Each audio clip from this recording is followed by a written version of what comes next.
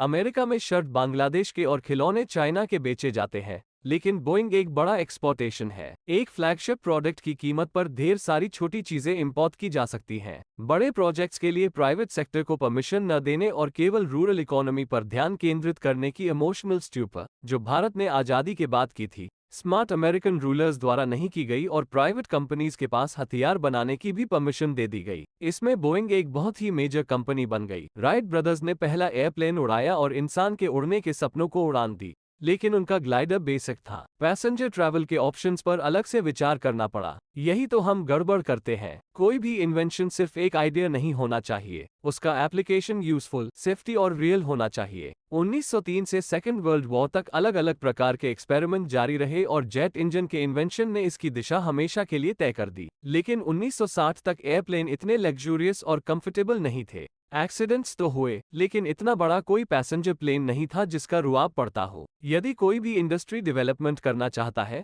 तो basic condition है कि एक ऐसा प्रोडक्ट बनाना है जो ऐसे इंडस्ट्री स्टैंडर्ड्स को हमेशा के लिए एस्टैब्लिश्ड कर दे। फिर चाहे फिलिप्स द्वारा बनाए गए ऑडियो कैसेट या एप्पल द्वारा बनाए गए आईफोन हो।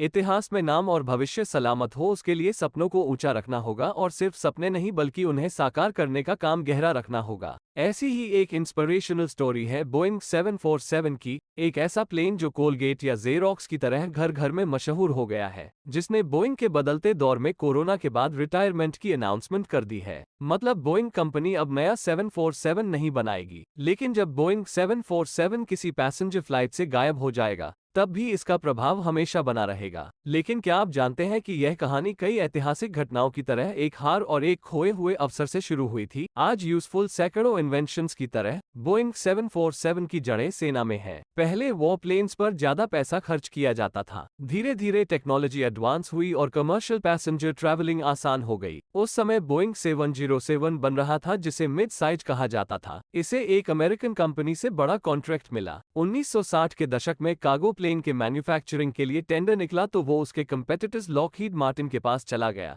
जिससे बोइंग पैसे कमाने की एक बड़ी अपॉर्चुनिटी चूक गया, जिसे दुनिया ने पहले कभी नहीं देखा था। और जो ज्यादा माल ले जा सके ऐसे साइज का प्लेन बनाने के लिए रिसर्चर ने कई महीनों तक रिसर्च किया था, उसका क्या वो मेहनत पूरी तरह बर्बाद हो जाएगी? जो शूटर नाम के एक इंजीनियर ने चैलेंज एक्सेप्ट किया और कंपनी में टैलेंटेड टेक्नोक्रेट्स की एक टीम बनाई, जिसे इनक्रेडिबल्स के नाम से जाना जाता है। महज 29 महीने यानी 2.5 साल में 225 फीट लंबा और 60 फीट ऊंचा उस वक्त का दुनिया का सबसे बड़ा प्लेन बनकर तैयार हो गया। 70 के दशक में जंबो जेट के नाम से मशहूर बोइंग 747 आया। तब ऐतिहासिक होने का कोई एहसास नहीं था, क्योंकि उस समय फ्यूचर सुपरसोनिक प्लेन्स का माना जाता था। कॉनकॉर्ड नाम का प्लेन चर्चा में था और डिफेंस से लेकर मिसाइल तक बनाने वाली बोइंग कंपनी भी इसमें आगे बढ़ रही थी। जैसे मोबाइल आने के बाद पेजर खत्म हो गए, वैसे ही 747 की सफलता के बाद कॉनकॉर्ड भी खत्म हो गए। बोइंग 747 उस समय अवेलेबल दूसरे सभी प्लेन से लगभग दोगुना था। आज भी कई खिलौनों और सिंबल्स में बोइंग 747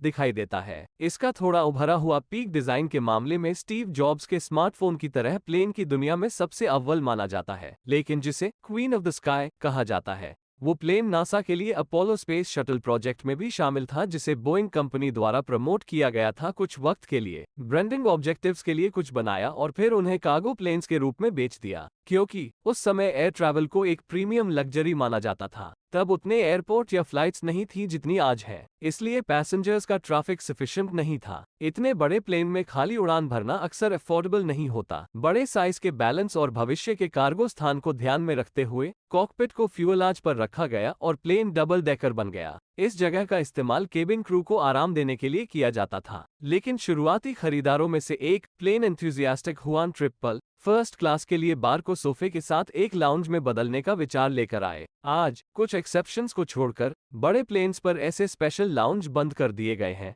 क्योंकि जितनी पॉसिबल हो उतनी महंगी सीटें जोड़ने की कंपेयर में कॉस्ट डिफरेंस को कवर करना और फ्यूल की बढ़ती कीमतों को पूरा करना ज्यादा इंपॉर्टेंट है। तो अब चुनौती अंदर चौड़ी जगह के बजाय नैरो सीट्स को एडजस्टेड करने की है, लेकिन क्वालिटी के साथ साथ लीडर प्रोडक्ट वही कहलाता है जिसकी दूसरों को कॉपी करनी पड़े। जिस एक्टर की मिमिक्री जितनी ज्यादा होती है उसका स्टारडम भी उतना ही बड़ा होता है। केवल भव्यता के कारण 747 महान नहीं था, इसने टीवी स्क्रीन, म्यूजिक हेडफोन और सॉफ्ट मूड लाइटिंग को फ्लाइट के दौरान एंटरटेनमेंट के रूप में पेश किया, जो आज सभी प्लेन्स में कॉमन है। और इसकी शुरुआत बोइंग 747 से हुई थी। कंपटीशन में एयरबस ने फ्रांस में कंपनी ब्रिटेन और जर्मनी के सपोर्ट से एयरबस लॉन्च किया। इसका सोर्स ऑफ इंस्पिरेशन बोइंग 747 है। जैसे अमेरिका के प्रेसिडेंट एयरफोर्स वन के लिए बोइंग 747 का इस्तेमाल करते हैं, वहीं इंडिया में प्राइम मिनिस्टर का नया खास प्लेन एयरबस A380 है। 3 दशक पहले फ्रांस की इस एयरबस कंपनी ने पूरी दुनिया पर कब्जा करने वाली बोइंग जैसी कंपनी का क्लोजेस्ट कंपेटिटर बन गया। इस फ्रांसी कंपनी की सेल्स को संभालने वाले एक अमेरिकी जॉन बेही का कहना है,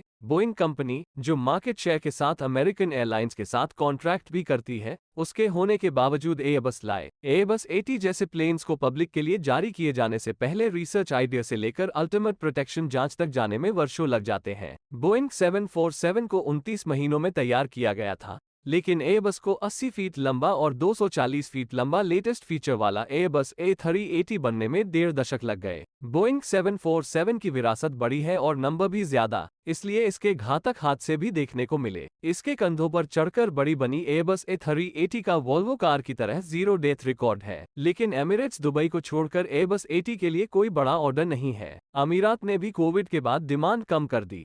एयरबस फ्यूल के मामले में इतना महंगा है कि अगर इसे लगातार हाउसफुल कैपेसिटी पर नहीं चलाया जाए तो नुकसान होता है।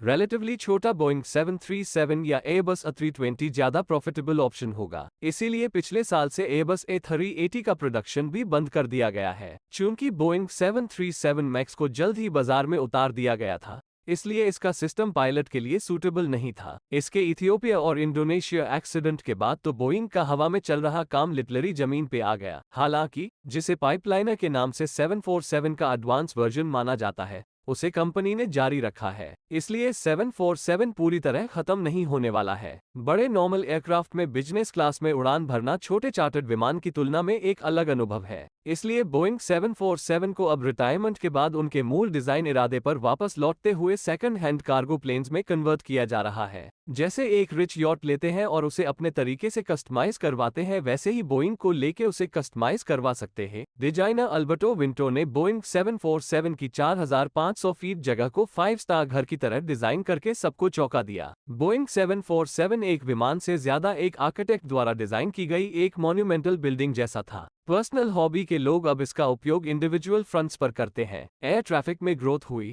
लेकिन गवर्नमेंट प्राइस कंट्रोल कम नहीं हुई। इंडिया ने पिछले कुछ सालों में 73 नए एयरपोर्ट बनाए। अगर ऐसा ही चलता रहा तो दुनिया में सबसे ज्यादा एयर ट्रैवलर इंडिया में होंगे। 15 जुलाई 1916 को विलियम बोइंग ने अपनी कंपनी एस्टैब्लिश करके एक क्रांति ला दी। कितने बिजनेसमैन ने इनोवेशन में ऐसी क्रांति की? प्रॉफिट्स कमाना ही एकमात्र टारगेट नहीं है। अगर कोई ऐसा इन्वेंशन हो जाए जो दुनिया में अमर हो जाए। एक समय इस बात पर डाउट था कि इतना बड़ा भारी डिवाइस हवा में कैसे उड़ सकता है, जबकि इसे जमीन पर चलाना मुश्किल है। आज ट्विन जेट इंजनों के युग के बाद एयरबस 80 का प्रोडक्शन, जो इसके कारण बनाया गया था, रिटायरमेंट पर पहुंच गया है। फिर भी जिस ड्यूरेबिलिटी पर काम चल रहा है वो दशकों तक उड़ सकता है। ये किसी विमान के बारे में नहीं है। दुनिया की सबसे बड़ी फैक्ट्री में 50,000 कर्मचारियों ने कुछ ही सालों में इम्पॉसिबल को पॉसिबल बना दिया। ये ह्यूमन कॉन्शियसनेस की अपनी बाउंड्रीज को क्रॉस कर अपनी कैपेबिलिटीज के एक्सपेंशन की चुनौतियों पर लगातार काबू पाने का मामला है। उड़ने की आकांक्षा का अंतिम पता आकाश है, और टीम वर्क से सपनों का काम साकार हो सकता है।